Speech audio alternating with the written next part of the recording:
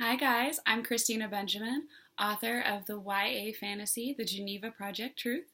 I'm here to read chapter 10 for you today. It's a perfect rainy day, so I'm hiding out in my favorite reading spot in my room, and I hope you guys enjoy. Chapter 10, The Geneva Project Truth. Finally, the bell chimed, and I gathered my books and rushed out of class, back to room 13 to change for flood work. The rest of the center was heading to the dining hall for lunch, but I needed to talk to Nova and was desperately trying to call him with my thoughts. I sat on my cot bed in my oversized work uniform with my eyes squeezed shut. Nova, I need you. Nova, Nova, Nova. Meet me in our spot. I jumped at the sound of his voice in my head. It worked. I'd called him and he'd heard me.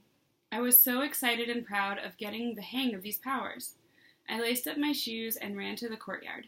Nova was already behind the banana palm when I arrived. He was staring out the hole when I breathlessly climbed through the leaves to meet him. I did it. I called you and you heard me. I had to talk to you. So much is happening. I think I'm like you. I know I am. But I can do stuff like you. I heard voices today.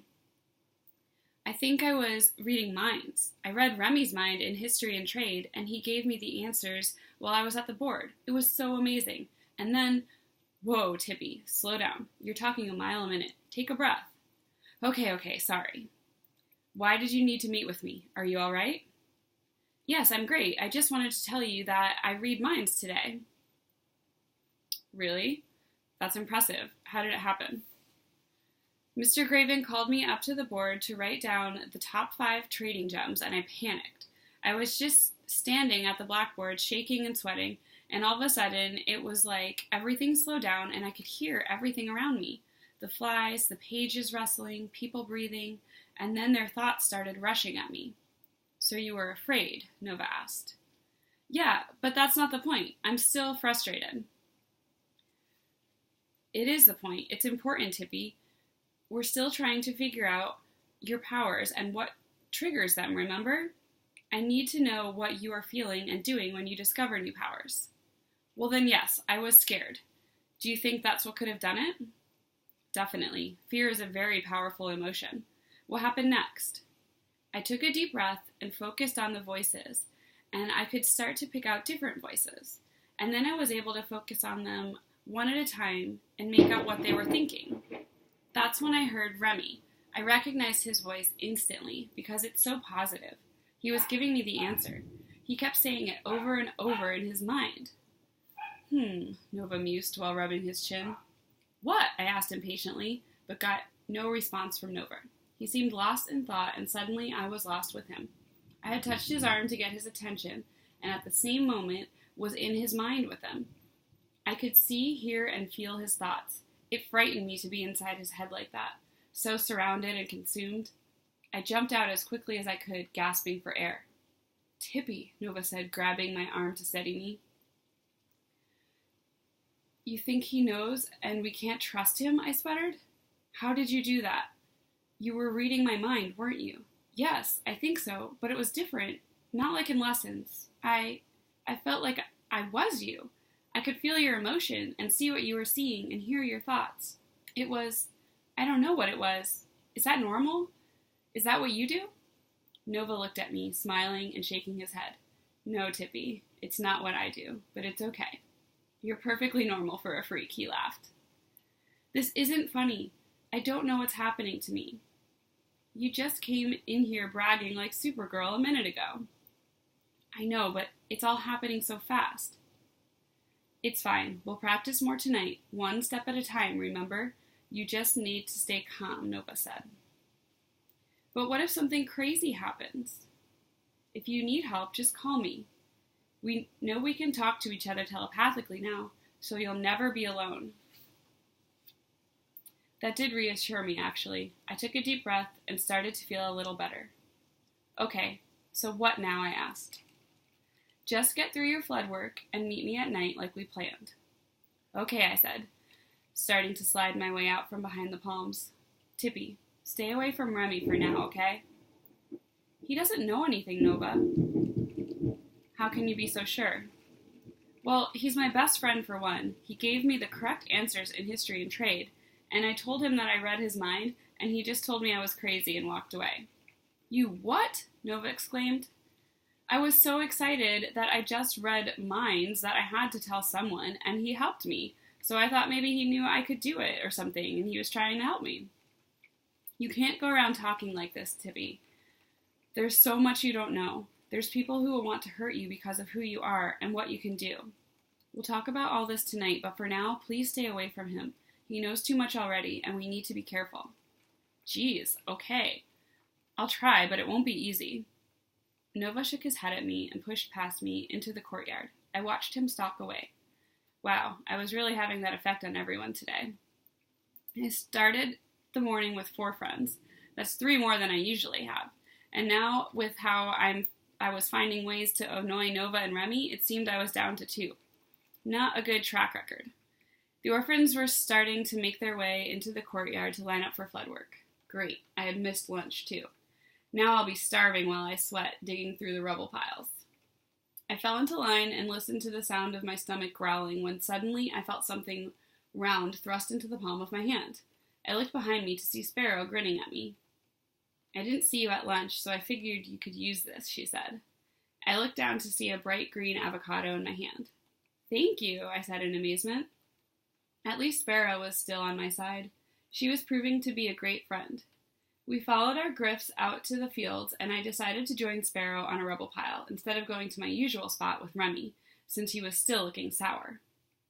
This would give me a chance to talk to her more anyway. Nova hadn't said anything about staying away from Sparrow. We grabbed baskets and climbed up the work pile, working in silence for a while before my curiosity got the best of me.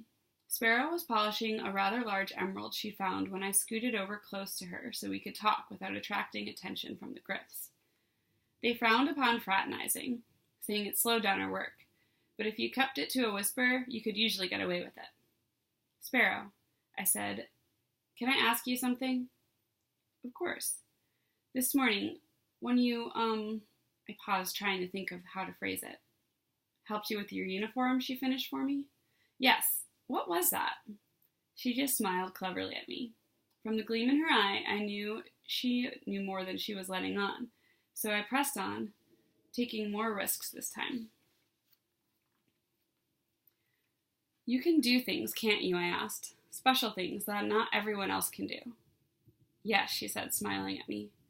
I can do special things too, I whispered excitedly. I know. You do? I asked cautiously. But how? I've been watching you, 65. There's always been something about you that made me extra aware of you. I couldn't put my finger on it until I saw you and Gemma get in that fight. That's when I knew you were like me.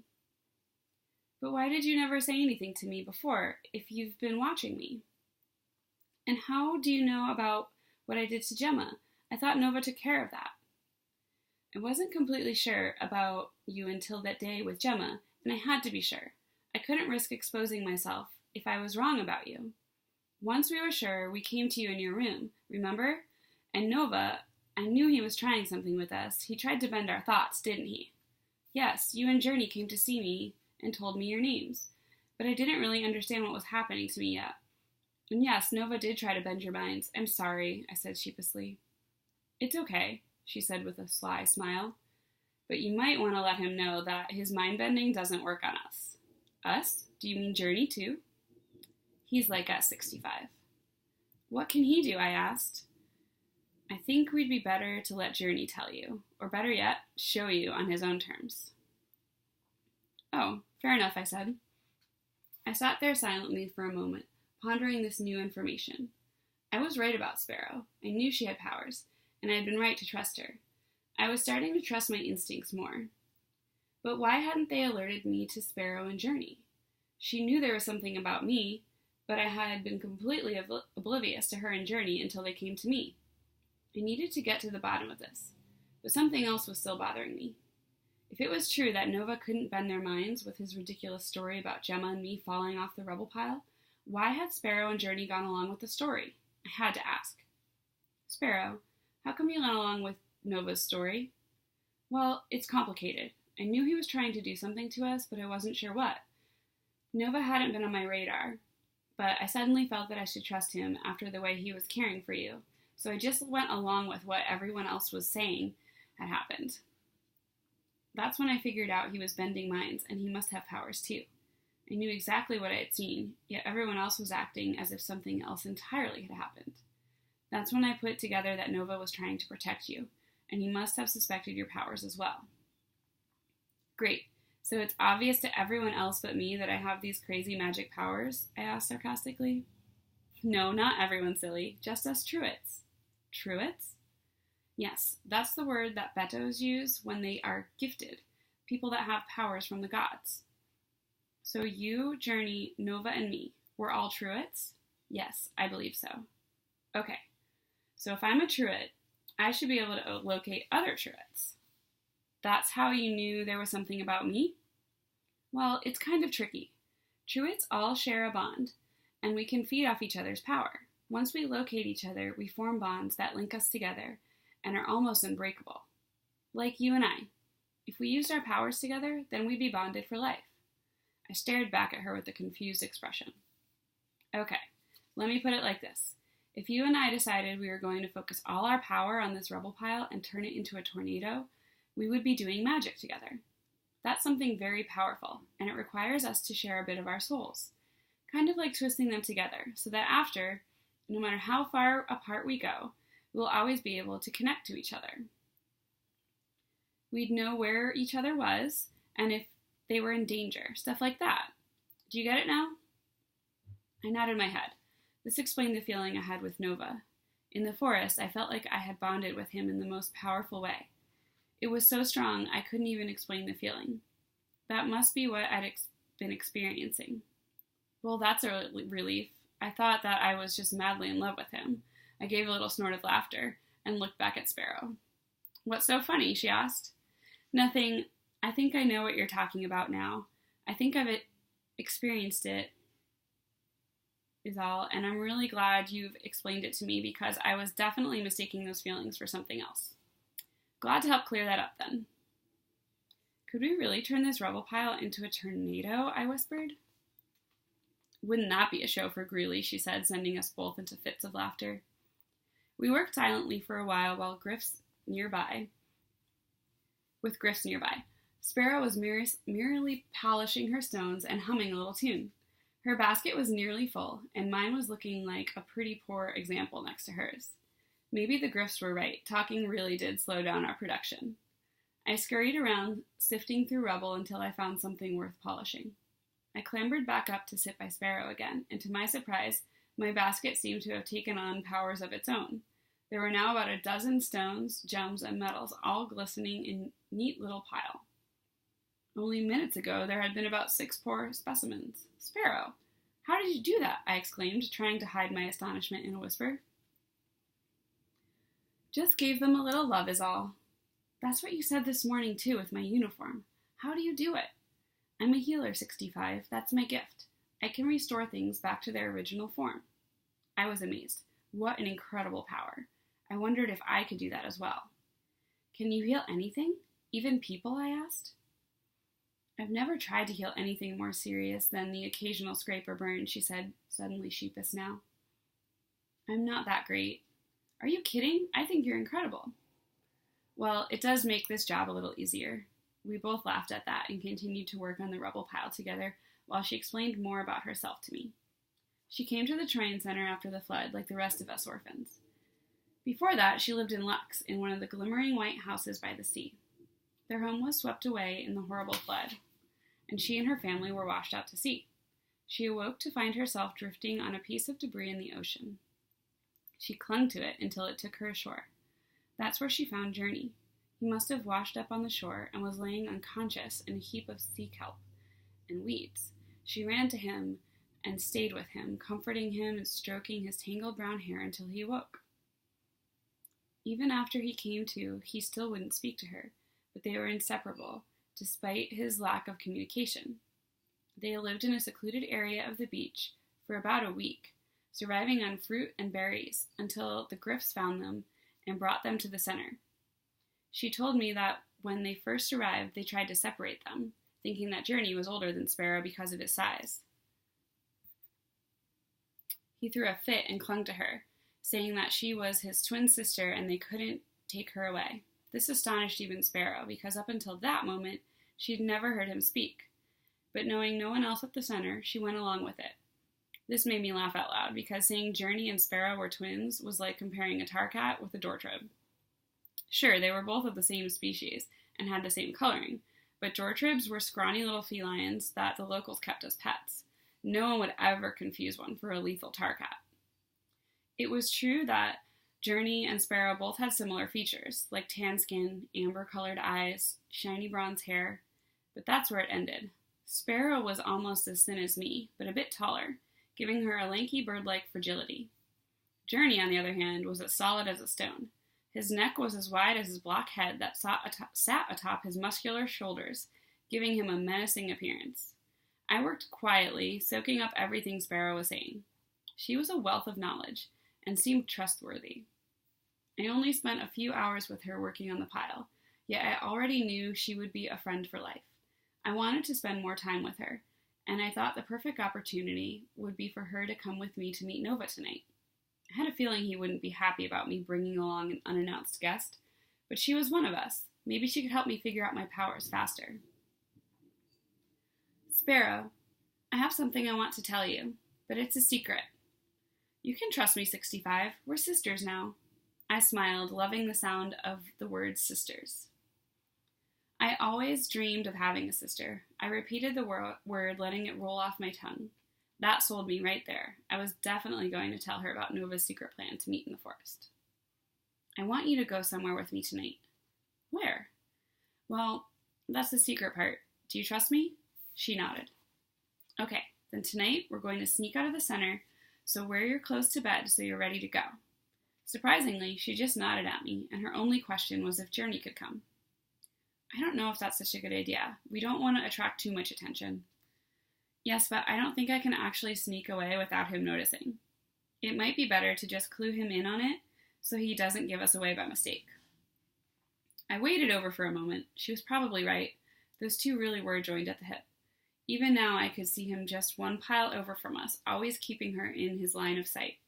I watched him sorting through rubble effortlessly, discarding rocks for the locals to haul away like they weighed nothing at all. I just didn't know him enough to completely trust him yet. You can trust him, 65, I promise, she said. He's one of us. Okay, fine.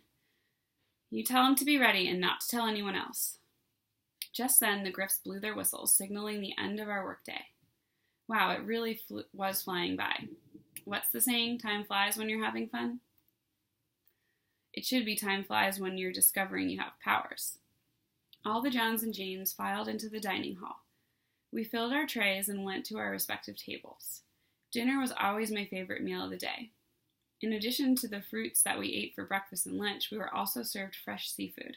It was usually boiled into a thick stew with roots and grains, but every once in a while we would luck out and the seafood would be served breaded and fried until it was golden and crispy.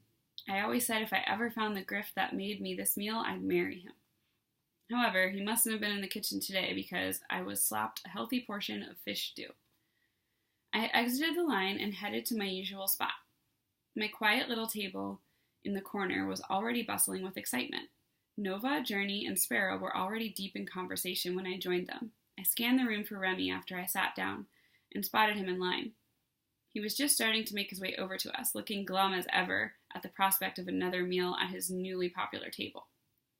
I tried to focus in on the conversation going on at our table while Remy approached.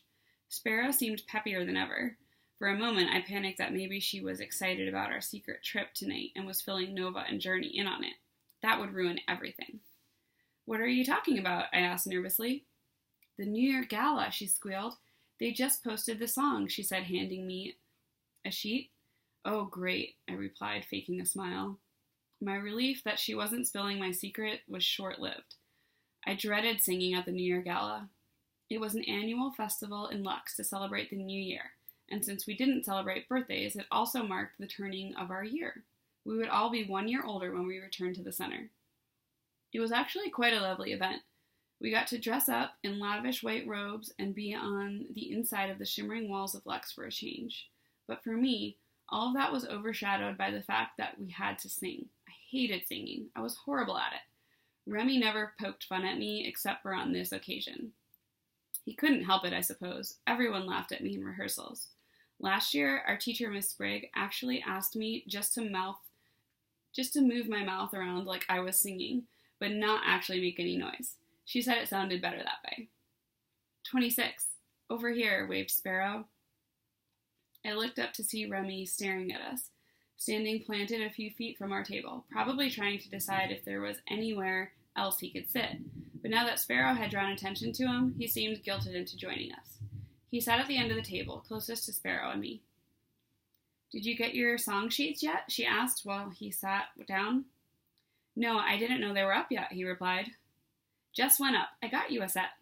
Thanks, he said, glancing at me with a little hint of his usual smirk. I bet he was loving the fact that he knew I was squirming inside. What do you think, Tippy? There seems to be a good selection this year, huh? Nova said, flipping through the papers. Yeah, Tippy. I bet you're very excited, jeered Remy. I glared at him. I bet we'll get to sing the same part, Sparrow said, grabbing my hand. Are you a soprano? I am. I don't know. I'm not really that great at singing, I said. This made Remy choke on his food. Okay, I'm playing awful, all right, I shouted at him. Happy now? After he had his little laughing, coughing spell, he said, yes, actually, thinking about you singing really did cheer me up. Very funny.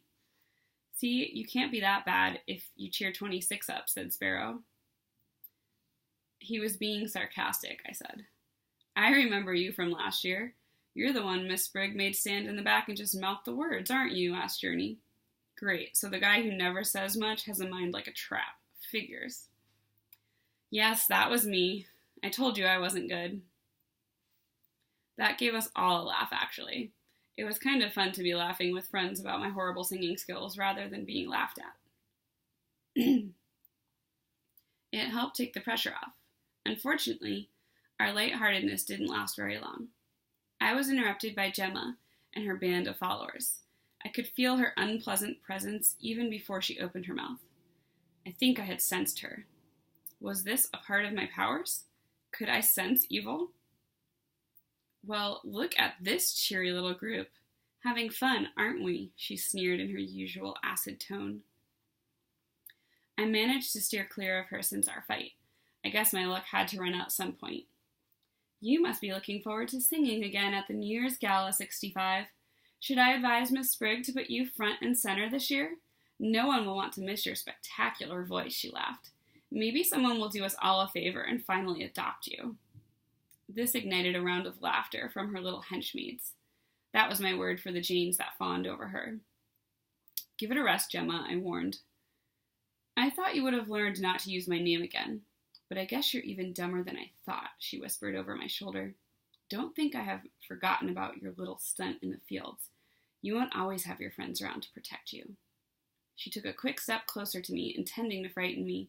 I guess, and it did. But it also brought Journey, Remy, and Nova to their feet. Sparrow sat there wide-eyed, staring at me. Don't get up on my account, Johns. I was just leaving, Gemma sneered. And with that, she flipped her long black mane and marched away. Well, that was pleasant, sighed Sparrow, as the boys returned to their seats. Are you all right? She asked. Yes, I'm fine, and thanks for sticking up for me, guys, but I can handle Gemma on my own. I agree with Tippy, said Sparrow. I think she was just trying to get a rise out of her, and you guys reacting that way is exactly the attention she wants. Hey, I just didn't want a repeat of what happened in the fields, said Nova. I don't think any of us want that, I muttered under my breath. All this Gemma talk was ruining my appetite. I stood abruptly, grabbing my tray. I think I'm going to get a jump start on studying. See you all later. So that's it for chapter 10. I hope you guys enjoyed. This is from Truth, the first book in my series. And so tune in next week where someone else will be guest reading a chapter. So if you're interested in reading, definitely find me on Facebook and send me a message. I love having guest readers, guest authors. It's just really fun having words bring people together. So I hope you enjoyed. Stay tuned for next week.